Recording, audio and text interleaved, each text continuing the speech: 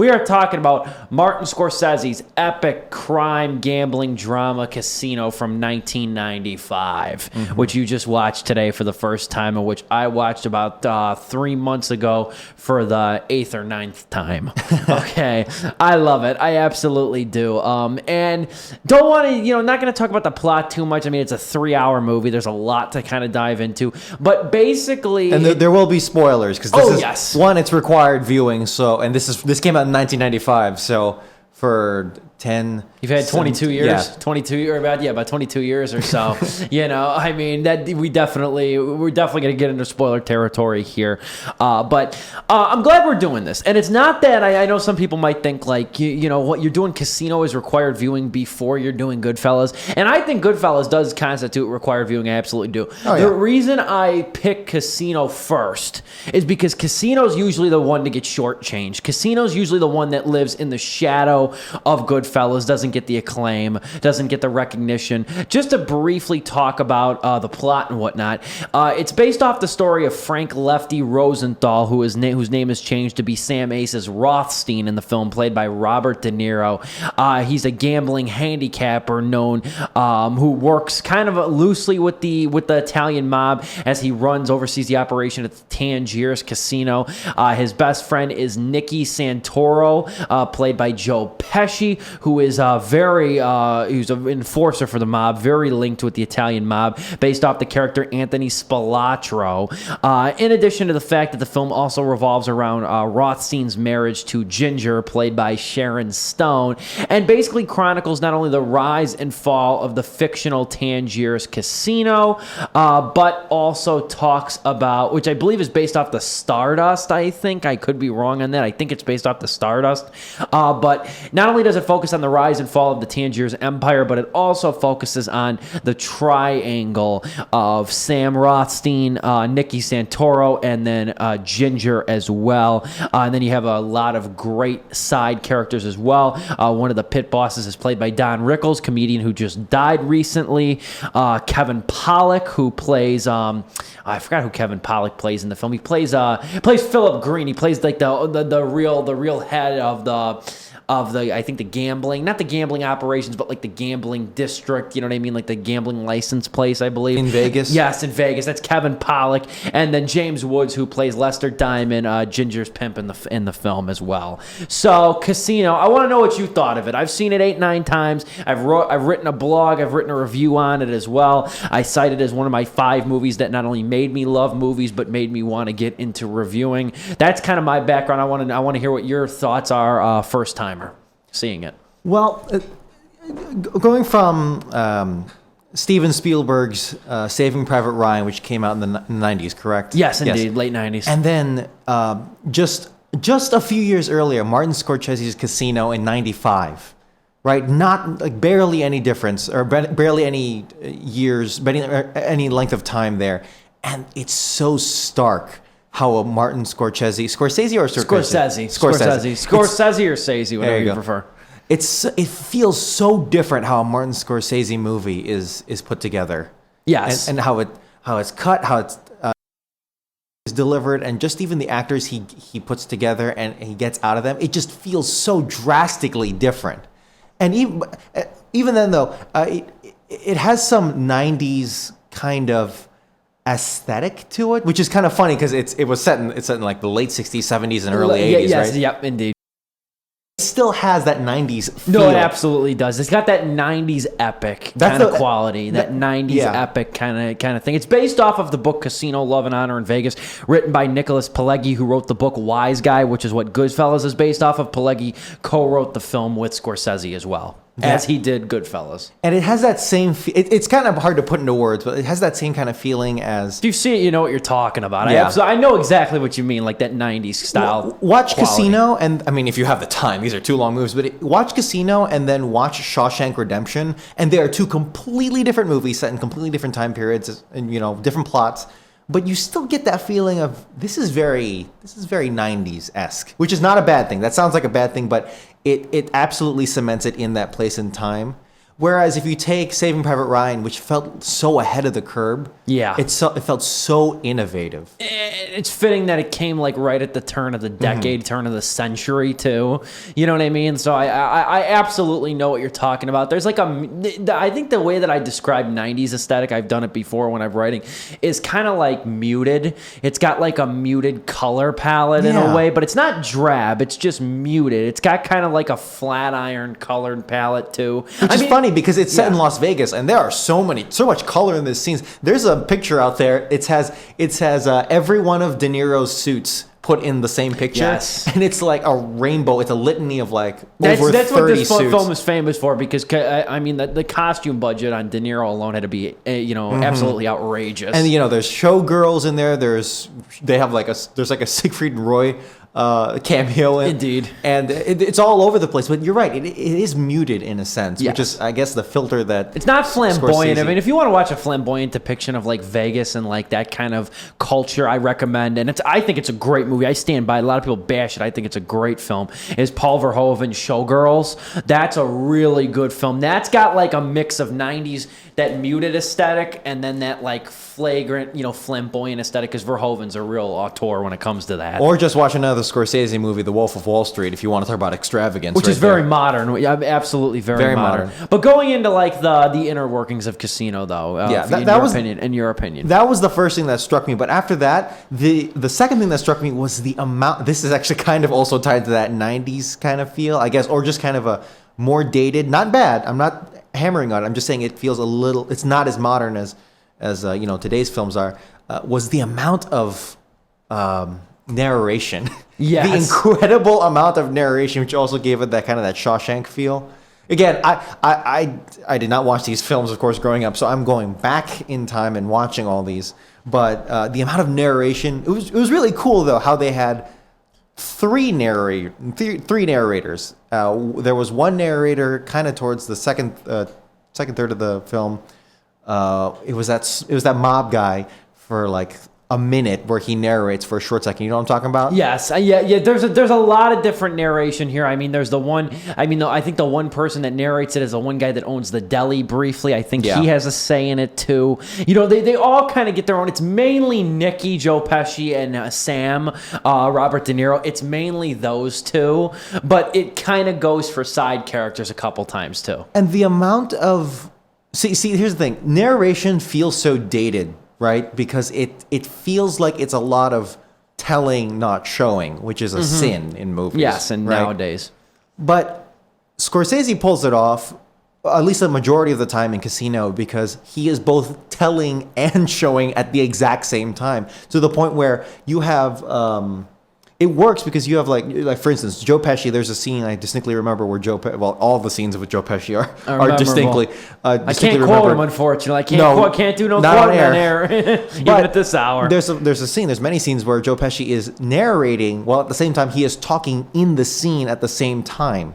Mm-hmm. And how he kind of goes behind. He almost like it enhances the scene, which it shouldn't, but it does, and It's funny because it felt like the movie it never skipped a beat, even though it told so much through narration to shorten the time, and then that itself is a dichotomy because it's a 3-hour movie or like Indeed. 2 hours and 40 minutes, 50 minutes. Yeah, it's 2 hours and 59 minutes. That's exactly what it is. It's 2 hours and 59 minutes. Yeah, but I never at any point felt bored with this movie, which is how you would usually feel with a 3-hour movie, right? It feels so 3-hour movies. The moment you hear that, it feels heavy-handed, but not with Casino, not with Joe Pesci on screen. I'm glad you think that. I mean, because the other thing is too with this, and that another buddy of mine actually just watched Casino for the first time. I loaned it to him, and he watched it, and he said he liked it, but he found it in the shadow of Goodfellas, and he said the one thing that I couldn't get past, he said, is like the fact that it was really. It kind of juggled the three characters in contrast to like the world of Vegas and the operations of Vegas. I think that's actually one of the many things that this film, maybe even like the top 3 things this film does so well, is because you can't focus on Rothstein, Santoro, and Ginger without focusing on the Tangier's Casino, the mob connections. You can't have one or the other, really. You have to have both. And the fact that, Pulaski and Scorsese can make that really work, those, focus on 3 individuals, then focus on an industry, then focus on a titan, an empire. That's what makes, I think, Casino so special, is because it needs to focus on the exterior aspects in order to influence the interior aspects of character as well. Mm-hmm. Yeah, I absolutely agree. I was kind of wondering at first why they named it. Don't get me wrong; it's obvious why they named it Casino, right? Because it's about a casino. Yeah, indeed. But I actually felt like it focused less on the casino itself and more on just the three main characters. Yeah, so the much. triangle. Yeah, and there were long periods of time where they were just separated from the casino, and they were just focusing on their inner turmoils. A lot of that, I think, comes after, though. They focused on the casino. Like, I think I know what you're focusing on. That's kind of like when Sam and Ginger's marriage goes to hell. Yeah, that's kind of that, and then it really starts to focus on that. Like, where did the casino part go? Then couple that with like Nikki's interference with it and Nikki's affair and stuff like that. It really kind of deters it. I understand. You know what I mean? It definitely moves away from the casino. You know what I mean? Which I think is also part in terms of the downfall too. You know what I mean? It detracts the attention and stuff like that. I don't want to rail on it, but I felt like that was kind of a criticism of it, and I can see why, because I actually read some. I watched the first, and then I read some reviews, reviews that came out after, like in '95 reviews. You know what I'm talking about? And they were saying, it kind of pales in the shadow of Goodfellas because it kind of retreads that ground, and I can see that because it did come out like 5 years after Goodfellas. About 5 years. So by that time, Goodfellas already implanted itself in the cultural norms. And Joe Pesci had already implanted himself in the cultural mainstream. But I can see why it was kind of a lukewarm reception. Like you can't deny this is a great film, right? And it's such a masterful work of Scorsese and De Niro and Pesci. You can't deny how great that dialogue sounds too. You know what I mean? But if you do absolutely, I'd like to talk about that next. But putting it in the context of his time of Scorsese's timeline and after Goodfellas, I can see why people were, especially for a 3-hour movie, and Joe Pesci is basically doing nothing different here.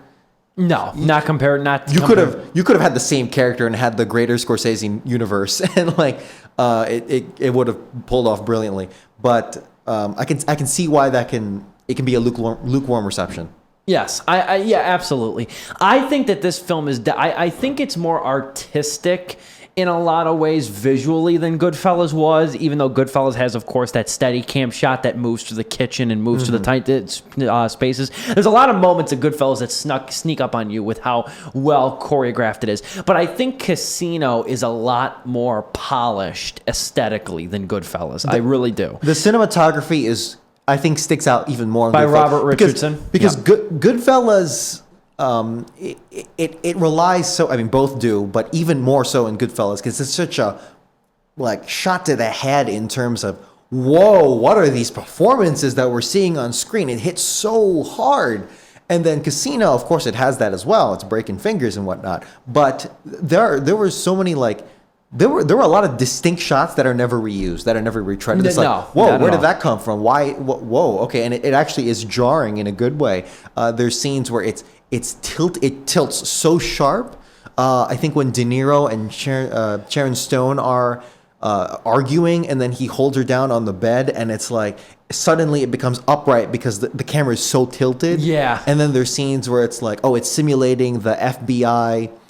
Spying on Joe Pesci's character because it has this highlight on Pesci and then it slowly zooms out. And then it zooms out. They're looking to the blinds. Exactly. Yeah. And these shots only happen once. Most more amateur movies, they would just have that be the thing of the movie. Especially that highlight. I know what you're talking about when they're looking through him, and I think it's Frank Vincent too. Yeah, that are coming out of the house, and when the FBI investigation really starts getting hot. And more amateur movies would exploit these shots, but Scorsese only needs to do it once. and it's gone, but it's already in your mind. Yeah, and it sticks, and it's better like that. Absolutely. I mean, there's a lot that I like about this film, and there's a lot to dig in with this film too. And I think we've done a good job, at least nailing the aesthetic and stuff like that too. I mean, there's also too. Trying to think how I could think about this too. There's also a really good and again, neither of us were alive at this time, so we're kind of just going off of anecdotes, going off. But we were alive, just barely. Going off of like literature. a year off. I mean, not only when the movie was made, but I'm talking just like in the time that this film takes place. We weren't alive in the 70s. But you know what though is like with this film is that it really goes to show. I've talked with my father about this. I've talked with a lot of people about Vegas. Never been to Vegas, but I've talked a lot about it. And the line at the very end of the film when he says, "Now it's Disney World," or "Now it's Disney," now it's Vegas has become Disneyland. The ending montage. The ending montage and monologue in the film. And this is a really good look at how Vegas was. A lot of people, even the original Teamsters, who came out and said that's how Vegas was. It was mob run. People were stealing left and right. People were clipping from their own people. You know what I mean? It wasn't controlled like that. You could actually win if you went to Vegas too. You know what I mean? It wasn't set. It was. I mean, I know there's that one moment with I don't know if it's Joe Bob Briggs. I can't remember the actor's name in the film, but it's when it's when Robert De Niro kicks out his buddy's cousin. You know what I mean, for putting his feet on the table and stuff, and then messing with the slot machine after he gave him a job and stuff, and he says the slot machine hit the jackpot like twice in an hour or something. That kind of stuff did happen. You could actually win if you went to Vegas. Now it's all corporate. Now it's all corporate run and everything. You know what I mean? First off, the tokens don't even come out of machines anymore at Vegas. You know what I mean? When you hit the jackpot at the slots, they haven't done that for about 10 years or nothing. Now they get vouchers. Now they get voucher slips. The coins don't come out. The lights don't. I mean, the lights probably go on, but like the silver coins, gold coins don't come out or whatever. Sidebar. But anyway, so there's a lot in this film about how Vegas was and how Vegas, you know what I mean, could have stayed, I think. You know what I mean? Had it not been for this very downfall. This was one of the beginnings of the end. This is often viewed, this story of Lefty Rosenthal is often viewed as one of the beginnings of the end for the Vegas Empire. It kind of had that Hell or High Water feel. I know we're talking about in sense of decay, where Hell or High Water, Hell or High Water, it's like here is, kind of middle and rural America's decline in the Rust Belt. After it's happened. You know what I mean? Yeah, this is like you're watching and it. then you're watching it happen here in Casino, where it's like old Vegas turning into new corporate, and lamenting the fact. This is a tipping point. This is absolutely the tipping point. Yeah, now you could argue, was it really better back then because there was more mob stuff going on? I guess that's a subjective thing. But yeah, no, it captures that lamentation. I think the lamentation was kind of shoehorned in at the end, like the last 2 minutes, because it's during De Niro's last a narration. It's after Nikki. It's after Nikki's gone. It's after his it brother Dom's gone. It wasn't a theme of the movie, but it works at the end. No, yeah. I think it does. I think it does work just because of the fact that, like I said, the movie spent so much time talking about Vegas as a big industry, and I mean even the way the casinos are set up, like that early monologue with De Niro saying, the pit bosses are watching the floor managers. I'm watching the pit bosses, and the eye in the sky is watching us all. He's talking about the structure of casinos, and he's talking about the structure of the culture as well. So I think it's only right kind of that he kind of goes, right back where he started at the end, and then kind of like laments the current the changing landscape of Vegas too. I think it works. I really do. I think after owing a lot to and talking a lot about the events and stuff like that, I do think it works in that respect. I think they're kind of talking about also their performance. The three big actors in this film and their performances. Yeah, De Niro, Stone, and Pesci. Yeah, De Niro and Pesci, like they're pretty much just continuing what they're doing in Goodfellas, which is not a bad thing at all. Like this is peak Pesci right here. We're talking about. Oh no, absolutely. I mean, and I think De Niro too. I think I like De Niro almost better because like Goodfellas too. The one thing that Casino's missing that Goodfellas have is obviously Ray Liotta. Right. You know what I mean? And Ray Liotta's great. I mean, a lot of people say he was a one film wonder, and he kind of was in a way. But I mean, it was a great film to be a one film wonder with. But with De Niro was like with here. I like De Niro better here. I think De Niro's got like a quietly menacing power thing here. Oh yeah. That I really like. That's like very like I don't know if it was, I can't remember if it was Fatty Arbuckle who said this, the actor Fatty Arbuckle, who said he said, you know what power is? He said, if I have power, and I don't show. I'm botching the quote, but he said, he's like, if I have power, the way I know I have power over you is I don't have to show it. You know that I know. You know that I know I have power. You know what I mean? And that's kind of the thing that like De Niro really plays off here. You know what I mean? Even towards the middle chunk of the film, when he's got the cigarette holder and the pink robe, you know what I mean? You still feel like he's very powerful and he's a leader. He's so cold and calculating, and he just doesn't care.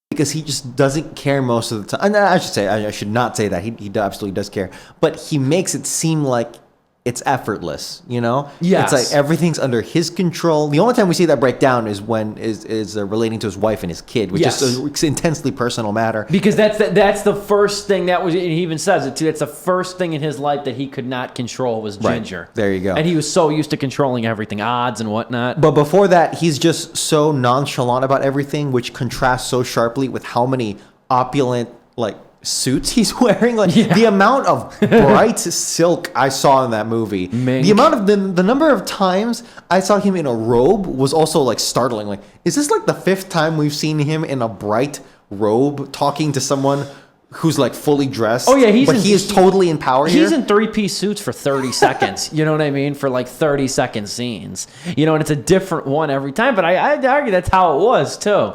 And I mean, like even just the way that like he kind of monopolizes moments too. Like when Ginger is going back to Lester Diamond, played by James Woods. Mm-hmm. I love the scene too when he's trying to figure out where you know, because Ace gives him gives his wife all that money, and I love when he tries to figure out where it went. Like where like I think like 25 grand went, and he tells her he's trying to like piece together like how much money she could have given him, and then he says even if he bought a real nice watch, one that he thought was nice. You know what I mean? One that he thought was nice. I like that. Just like you said, very calculated, very, you know, measured. You know what I mean? Very, very, very strict and, you know, calculated movements. Absolutely. And speaking of Sharon Stone's character, Ginger, She has played. That performance is probably one of the biggest bees in Hollywood, and you know what I'm saying. Her portrayal of that character, right? I can't say the full word, but it's just wow. Like the amount of screaming she had to do for some of those shots, and it's a physical performance. Absolutely, too. I mean, she must have been exhausted after that. Physically drained, and especially as she starts to get like sick and strung out at the end. I mean, it is such a physical performance too. That's like, you almost can't ignore that aspect too, especially with her last shot, which is her like limping. She can't even stand. She's like clutched against the hallway of the hotel before she collapses and stuff. It's an exhausting role. I mean, even when she's running around after like her and Sam become like separated, you know what I mean? Like running around in the front yard and everything. Oh yeah, it's an immaculate performance by Sharon Stone too. I mean, it almost seems like a cliche for her to act that way, to act that hard and be like the drugged out girlfriend of a mobster, right? But that's the original performance, one of the original performances. And also, from any lesser actress, it would look like Oscar bait. You know what I'm talking about? Yes. Or in any different context, in a lesser movie, it would seem like Oscar bait, but here it just works. Yeah, and she did get nominated. She did get nominated for Best Actress in a leading role. Who'd she lose to? Who'd she lose to that year? I will have to go and look at that. I'll have to go and look at that because that was 95. Yeah, that was 96 in that technical year. Yeah, but she did not win that year. You know who did win that year was Susan Sarandon for Dead Man Walking. Oh well, there we go. Dead Man Walking. That was a great performance. That was a good movie too. And that was another. I always said 95 or that was a good year. You know it's shameful. You know, I'll tell you right now what is shameful what they do is if you've ever seen this film on like TNT, FX, one of the cable networks. Yeah. Though it is not enough for them. Of course, they have to censor it. But you know what they do? Do they replace? They replace. They ad lib. They take Joe Pesci words and insults from movies like Home Alone, 8 Heads in a Duffel Bag, right? And they insert them in over the quotes. It's like they do that with rap music sometimes, and it sounds bad. But like, it's even worse for movies because characters often talk in different pitches, different vocal tones. Not to mention, you're taking from Home Alone, which is an older movie. You know what I mean? So Joe Pesci is going to sound younger. You know what I mean? It is awful. I mean, I highly recommend. You know the scene in the desert when Joe Pesci comes out and they in Casino, yes, and when they come out and meet one another in the desert, which I think is an amazing scene. I used to be able about 5 years ago to like recite every line in that desert that they say. With the "You said I'm bringing heat on you," I could almost do it fairly good or fairly decently now. They edit that. I highly advise you go, or maybe we'll play it during the break to ourselves. And you need to see it. You need to see how awful it is because I mean it is truly deplorable the way that they dubbed it. I mean it's sickening. At that point, you would just be better off by just having it go silent. You know what I mean? You would absolutely. One of my favorite dubs is it's Snakes on a Plane starring Sam Jackson. Oh yeah, and that's a famous one. And they actually shot two versions of the scene, and it's the famous scene. You know, I'm tired of these mother effing snakes on this mother effing plane. And they shot the second scene, and it was I'm tired of these. What was it? Monday to Friday snakes on this monkey flinging plane, and it's so funny because Sam Jackson is truly delivering the line. Yes. And it with the same amount of intensity. For a purpose of a TV edit. It's so funny. And that's why if you're going to watch Casino, obviously you watch it in the unadulterated form. Because, you know, obviously the language makes it too. It's the Chicago outlet crossed with the Teamsters too. You know what I mean? It really, in a Scorsese movie. Fashion. Yes, absolutely. I mean, and it's great like that. It's authentic and it's really raw dialogue though. That's the key here, dialogue too. I think that there's a real quality to the dialogue here and the way that it flows, even in basic conversations too. You know what I mean? Like even one of my favorite monologues in the whole film, and it's tough because there's a lot, is when Rothstein talks about how it's fairly soon after Nicky's introduced, and he talks about how he said, with fists, he'll come back with a bat. You beat Nicky with a bat, he'll come back with a knife. You beat Nicky with a knife, he'll come back with a gun. And if he comes back with a gun, you better kill him because he'll keep coming back and back until one of you is dead. That's exactly it. And I love that monologue. And that's the kind of like rhythm. And I think that's the key word here. There's a rhythm to the dialogue. You know what I mean? Especially when it comes out of De Niro or Pesci's mouth. There's a musicality here that really works for the film too, that makes it like a song. And not only that, it almost feels it feels like deceptively orchestral because it's like, you know, you think of normal dialogue as just being, okay, here is just the one line of music, here's like the melody, right, and here's just sort of the line of dialogue. But because there are up to 3 narrators in this movie, and not only that, as we mentioned earlier, sometimes there are scenes where the narrator is talking over themselves, within the scenes. Mm-hmm. It at the same time for relatively long stretches of time. There's a deceptively complex level of sound editing too with this movie.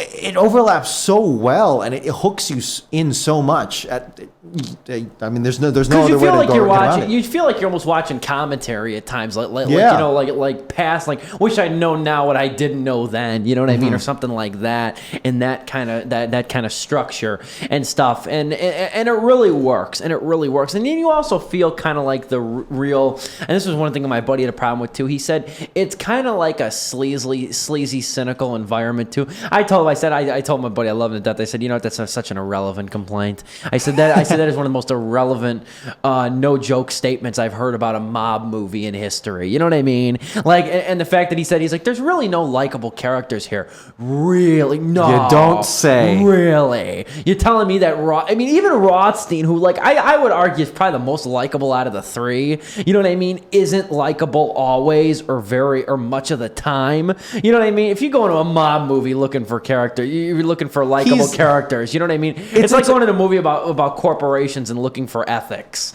You know what I mean? You're not going to find it. It's one of those train wreck movies, right? It's like it's a rise and fall. Yeah, there's no one here you should really root for technically because they're all just morally defunct at this point. But you just can't peel away because it's like a train wreck. It's like, oh, this is so horrible. I can't stop watching it. I have to watch it. It's so wow. Look at that. It's a no one spectacle. and that's the tagline of the film, which I really like too, is no one stays at the top forever. You know what I mean? And that's very important to note with this movie too. You know what I mean? There's true. No one stays at the top forever. And I also got to talk about too, and this is the one thing that I remember seeing it as a kid too, is that it's very funny. You know what I mean? There's a lot of moments in here that have good humor, and they're subtle humor. I'll bring up a couple examples. I mean, like with Goodfellas. Goodfellas is funny at times, but I'll say it gets really dark and really uncomfortable. Like, I think right after the scene with Goodfellas, right when like Tommy, who's Joe Pesci in the film, is when he gets made, when he gets brought into the room and then killed.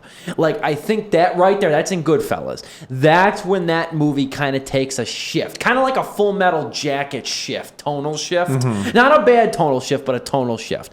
With Casino, there's a good aura of humor in it. Like, one of my favorite lines too is when, or one of my favorite moments in the film is when Sam's trying to talk about getting his gambling license, and they're sitting out back on the green in the golf course, and Joe Pesci's golfing, and then they and then the biplane, and that was true. That's actually true. I've read that excerpt from Pulaski's book. Just seeing the FBI agents like jog out of there, like, okay, just don't. This is so obvious. We just can't. Don't even look at him. Don't even look at him. Because if you don't know what it is, it's a scene when when Joe Pesci's golfing as Robert De Niro's talking with the pit bosses, or we're talking with the gambling agents to get his license, to get his official gambling license, and all of a sudden a biplane lands on the golf course because the feds have been watching Nicky Santoro, Joe Pesci's character. So the plane runs out of gas, so they have to make an emergency landing on the greens.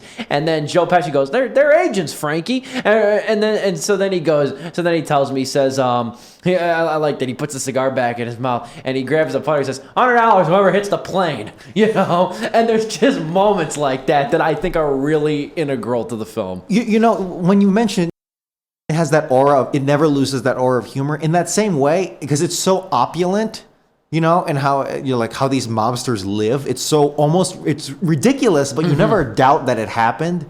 You know, I mean, obviously they had to stretch some truths, but a lot of these things are so ridiculous and out of the norm. It's like, this actually, indeed, you know, on a level that this actually happened. And in that way, it feels very Wolf of Wall Street. Yes. You know, because Wolf of Wall Street is that same thing where it's like obviously this didn't happen exactly like that, but just the feeling of, wow, they could absolutely do these things and we don't doubt it for a second. No, yeah, not at all. And that it's all believable. Yeah, it's all believable. Not absolutely. true, maybe not necessarily true or factual, but it's believable within the context of the film's universe. You know what I mean? I understand entirely what you're getting at here, but I love it. I really do, and I think that Casino's an important film too in a lot of ways. I think it's important for the showcase of Vegas. I think that it, like I said before, it balances the triangle of characters incredibly well, while putting them sometimes in the background and sometimes in the foreground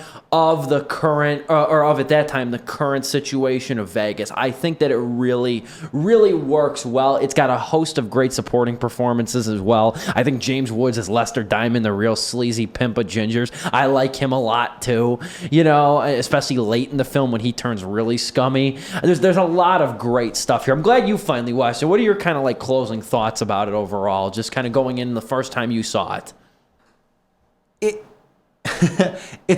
It almost felt like just fresh coming out of watching it, like the first few minutes after finishing it. It's like, this is almost like a mess, but in a good way. Even though I know, you know, Scorsese is behind every shot. You know, it's obviously well crafted and put together. All the actors, you know, they rehearsed, but it almost felt like one big beautiful mess. Oh, again, now that I'm latching onto this idea, it actually feels very much like Wolf of Wall Street, where it's like, this is all just so absolutely ridiculous in how everyone acts. And even though it has its dark turns of, you know, again, like loud women having to turn on these scummy men, I don't know. It hits you so deep that it never gets old. Yes, it's timeless. I never felt tired of this movie at any point. Yeah, or you never felt that it was like it was dated in a way. I mean, aside from the aesthetic, maybe dated aesthetically, but it's absolutely, but not timeless. as a deterrent. I don't think. No. And the last thing I think I'll mention too is the opening sequence, which is explained at the end of the film. Yeah, when when Sam turns the key to his car and then it explodes, and the only thing, and this part is true too with Lefty Rosenthal. Wow. The only thing that saved him in his Cadillac, I think it was when they turned the key. There's somebody planted a bomb in his car too, so it was supposed to ignite and the car was going to explode. The only thing that saved his life was this metal plate that was installed in under the seat, the driver's seat of the car, to correct a balance issue with the vehicle. So it was a metal sheet that deterred the explosion long enough for Rothstein to get out and Rosenthal to get out of the car, which is an incredible story. But like Scorsese said, and this is an interesting detail that I remember reading too. Scorsese said the initial opening sequence of the film was going to be Sam and Ginger fighting. You know what I mean? Was going to be them fighting on the front lawn. But he said that that was too exposition based. He's like, you really wouldn't have got it unless you got to that point in the movie. So Scorsese said we open the scene with the explosion of Sam. We'll open the movie. Excuse me. Opening the movie with Sam being flung, because it's a weird scene. Like the car explodes and you see Sam careening with the backdrop of fire. Mm-hmm. And Scorsese said that scene is like the slow motion shot of a soul going to hell.